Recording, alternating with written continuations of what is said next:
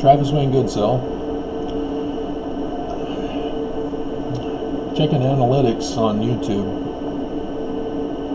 I'm still relating more to men, obviously, because of my being a man, and having left the church.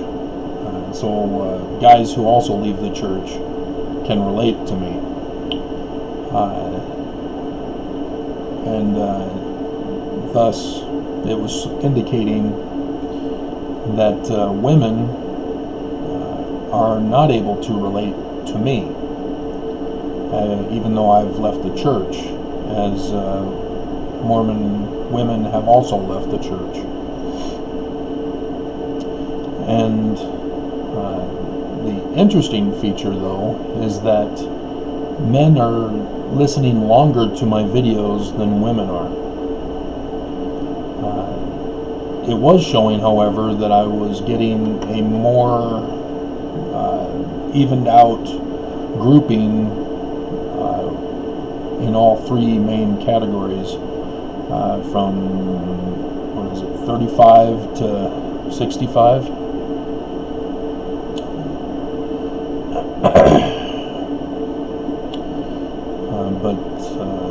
Yeah, women are not, ex-Mormon women are not coming to my videos to hear what I have to say. And I can understand why. The church, as a patriarchal church, has really done severe damage to women. Psychologically, emotionally, physically. The abuse is incalculable to the damage that has been caused, as the church raises Mormons to be brainwashed into the system, and women are taking the bigger brunt of the abuse because of their being considered as insignificant in the church, which focuses on a patriarchal authority. And so, yeah, like in the video I talked about yesterday, where I tried to get it through that a focus on the individuals rather than generalizing all is necessary. However, yesterday, which typically is a higher viewing day, according to the analytics, was not such for yesterday's videos. And I'm gonna watch to see if this continues, to identify whether it's YouTube back to shadow banning me, doing a temporary modification, or if it is a one-day glitch in viewing. As yesterday, nothing special yesterday. There should have been no reason for it. But like I said in yesterday's video, the abuse that I've received from women in the church, if I were to generalize and blame all women for it, it would be inappropriate of me. Likewise, would it be so for women who are abused by certain men in the church, to then blame all men in the Mormon church. But I saw that in the younger singles ward and in the older singles ward. When I need to go back to bed. There was many times with many different women, talking with them, listening to them, where they expressed that frustration, the damage that had been done to them, and yet there I was listening with them, and yet they were not catching on that they were actually being abusive to me, as they were generalizing against all men, which included me. And that's a damage that I don't know can ever be undone. What the church has done to Mormon women, it's horrific. And then to find out that they're even poisoning women, girls, at girls' camp. That's just unforgivable. And so I want to attempt to share, though I know the risk that I will offend, as I have been doing apparently, and women will shut me down immediately, whereas men will continue to listen because they understand, they relate, they've experienced what I have. And the part of the church's brainwashing techniques, as we are born and raised into the church, is in the home. The Mormon parents that we have, if we come from a strict alt-right Nazi rigid Mormon upbringing, as I was, Mormon women are taught to utilize Lucifer's plan of happiness, taking away agency. And I saw it with my mother, and I saw it dating Mormon women. Mormon women are excited that some guy is paying attention to them, and the Twitter-patedness that goes on, and that's why they call me Thumper. MB reference. But women then mold the guy into what they want, using Lucifer's plan of happiness. And so extortion, emotional blackmail, all get applied by women in the relationship. And of course, we as men are like terrified.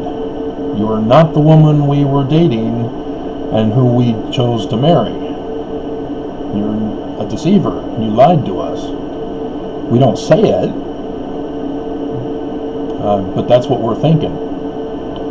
And we're horrified. We say, what did I get into? I'm now in a marriage and I'm stuck because our religion tells me that I can't just divorce you because you've turned to the dark side.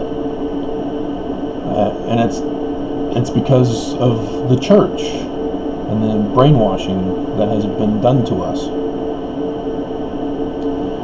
that women do not see what they're doing as wrong. They think, oh, well, I'm making the man a better man. I envision him being so much greater than he is. Thanks. And just like our parents, who want to mold us into what they want us to become. That's why, my desires as a kid to be a woman's fashion designer had to be suppressed and covered up because my parents would disapprove. And my dad coming to me and saying, you're not going to become a professional baseball player, So why are you still playing baseball? And that's Mormon parenting, is that they disapprove of what we want to become if it's not what they want us to become.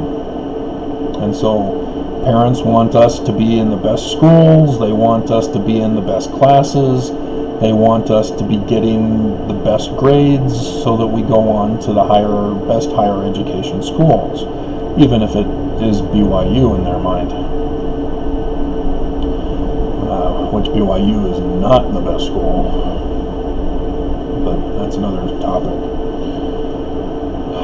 And so all of this Luciferian assaults as kids is designed to break us. It's designed to psychologically break us, to wear us down, keep repeating the abuse over and over and over and over again until we submit. That's the tactic of psychiatry and therapists. You know, they continually tell you, you have a mental problem, you have a mental problem, you have a mental problem, and then you end up believing it. And so yes, that's why Mormon women are per capita the highest who take depression medications. And they're not medications because they don't do anything to help a person. They just perpetuate the problem and add other problems. But again, that's another issue too. And that's why the Book of Mormon is warning us about the tactics and techniques of Lucifer, is so that we can say, hey, no, what you're doing is wrong to me. I will not allow you to abuse me. But the church, being a religion, extorting and brainwashing children through the family unit, they can then say, hey, oh, we had nothing to do. Oh, they were abused. Oh, shame on those parents.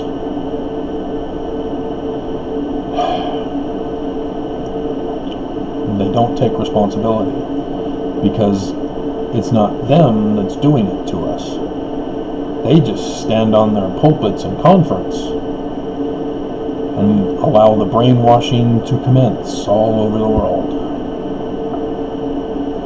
And so with the family proclamation, when the woman formerly called my first wife was making her final move to leave me, she got my parents to believe that I was the bad guy, that I was the cause of the breakup. And so my mom came down with the family proclamation. She didn't comment on it. She just threw the family proclamation in my face. Her printed copy of it. She would not leave. She just stood there with the family proclamation, as if I was supposed to know what it was she was thinking, and that I was supposed to all of a sudden magically fix everything in my life and make everything better in my marriage, when I was not the cause. But the family proclamation, which was designed to solidify families, was worded in just the right way for Mormons to use it as a family separation tool.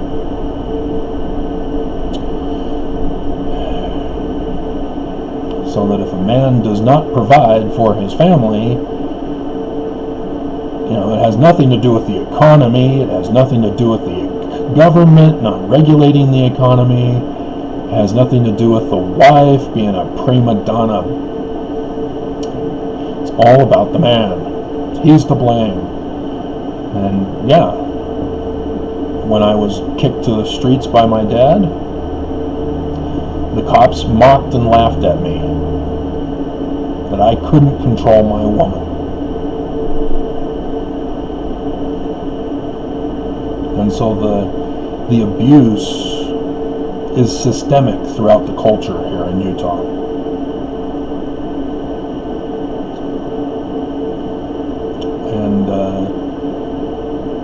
And it's clear that women are taking a harder hit than even they realize.